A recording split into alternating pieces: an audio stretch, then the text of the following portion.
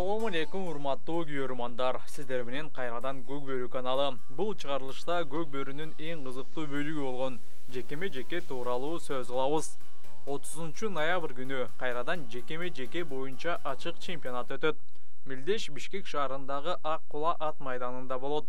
Катталуу 28 ноябрга чейин өтөт. Бул ирет турнирди Көк Бөрү федерациясы Silkway компаниясы менен чогуу уюштуруп жатат. Чемпионат ачык деп айтылгандыктан Мелдешке Кыргызстандан тышкары башка өлкөдөн келген улакчылар дагы катыша алат. Демек казак спортчуларын бул чемпионаттан күтөбүз. 2019 жылы жекеме-жеке боюнча алгачкы жолу чоң турнир өткөн.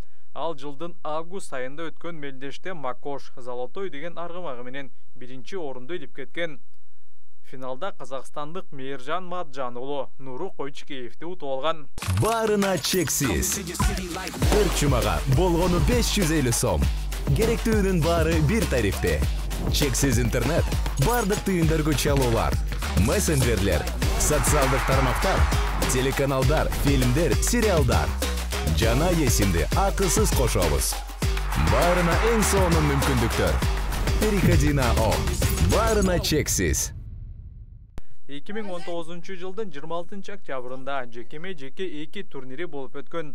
Макош деген каймана ысым менен белгилүү казак балбаны Мейиржан Матжан БТР аттуу аргымакты минип кайрадан финалга чыккан.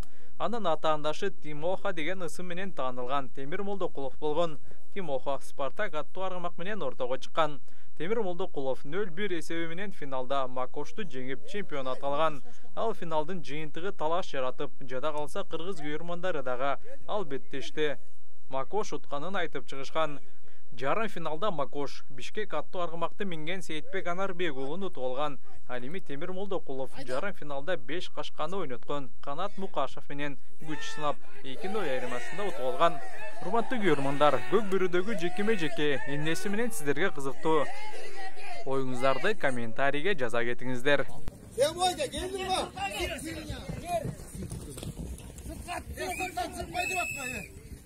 Geldi.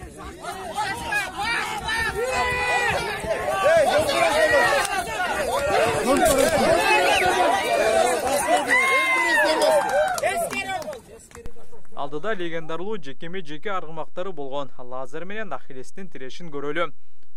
Урматтуу көрөрмандар, сиздердин оюңуздар боюнча Лазер күчтүүбү же Ахиллеспи?